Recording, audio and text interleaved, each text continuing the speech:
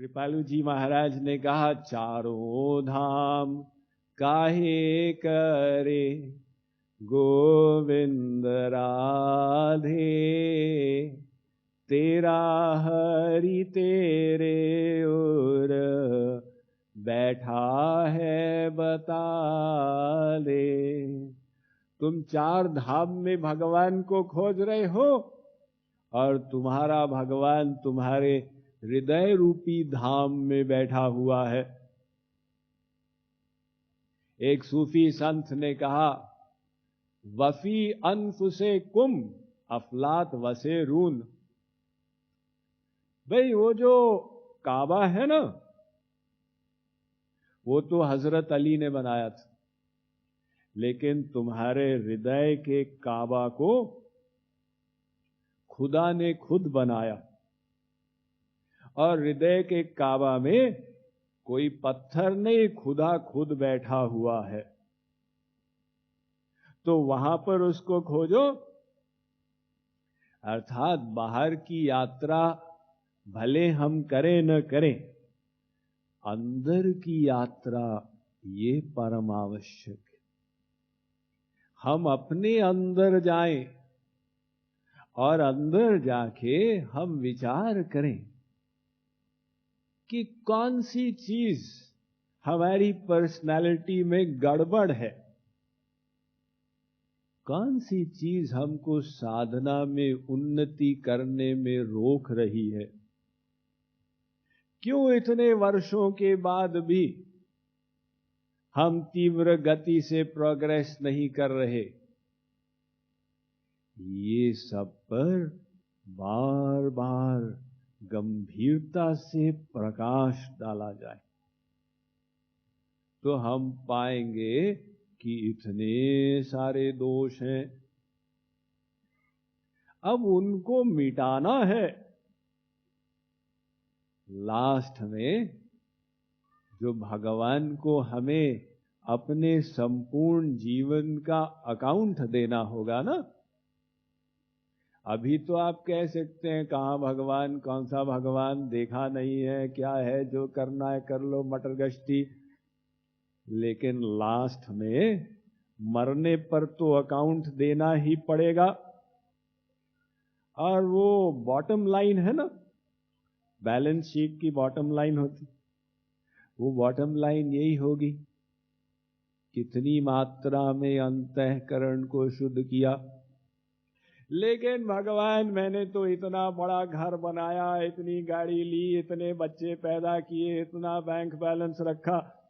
भगवान कह रहे हैं, हाँ वो तो ठीक है, लेकिन अंतःकरण शुद्ध कितना हुआ? अंतःकरण शुद्ध, जब मैंने इतना ये सब किया तो अंतःकरण शुद्धि की कोई आवश्यकता थी? भगवान कहेंगे, अरे तुम्हारा तो बैलेंस शीट सब गड़बड़ हो गई।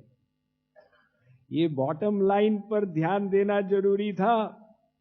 हर समय ये आवश्यकता थी सजग रहने की। क्या अंतःकरण शुद्धि की ओर हम बढ़ रहे हैं, नहीं बढ़ रहे हैं? इसलिए तो हमने तुमको भेजा। तो हर साधक अपने 50 दोष नहीं, 1-2 इंपॉर्टेंट दोषों को पकड़े और उनको मिटाने के लिए और उनको अस्वीकार करे। अस्वीकार मतलब ये गड़बड़ है। अब देखिए, क्रोध आता है, आता है तो आता है, क्या करें, आता है। अरे हम साधक हैं, हमें उसको अस्वीकार करना होगा। यानी उससे दोस्ती नहीं करनी है, यही समस्या है। हम स्वीकार कर लेते हैं। जैसे एक गांव में अगर सारे नकटे हो तो एक नाक वाला हो, लोग कहते हैं अरे भाई ये नक्कू है। तो सब कहते हैं भाई किसी का नाक नहीं है, हमारा भी नहीं है, क्या फर्क पड़ता है। तो ऐसे नहीं, हमें जो आदर्श रखना है उसको गिराना नहीं है, सब चलता है। इसलिए कहा गया कि जो श्रेष्ठ साधक है उसका लक्षण यह है, वो सोचता है हमको इसी जन्म में भगवत प्राप्ति करनी, तो फिर वो गड़बड़ियों को स्वीकार नहीं करता, उनको मिटाने का प्रयत्न करता। और जो श्रेष्ठ साधक नहीं है उसका लक्षण यह है, चलो इस जन्म में न सही 2 जन्म 10 जन्म हो जाएगा किसी जन्म में, तो फिर वो कहता है अच्छा ठीक है, फिर अब गड़बड़ी है तो है। ऐसा नहीं।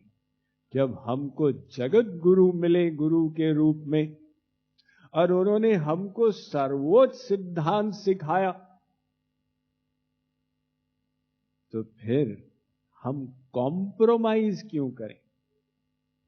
ये बाइबल कहता है, B ye perfect even as your Father in heaven is perfect। देखिए ईसाई लोग कहते हैं ईसा मसीह तो शुद्ध है, हम पापात्मा हैं इसलिए सब ठीक, हमारे लिए वो मर गए बस हो गया।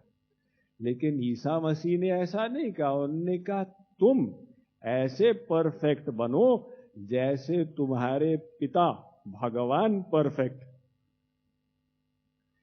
इसलिए किसी ने कहा कि प्रथम और अंतिम ईसाई, प्रथम और अंतिम क्रिश्चियन तो क्रॉस पे मर गए, बाकी सबने समझा ही नहीं मतलब क्या था।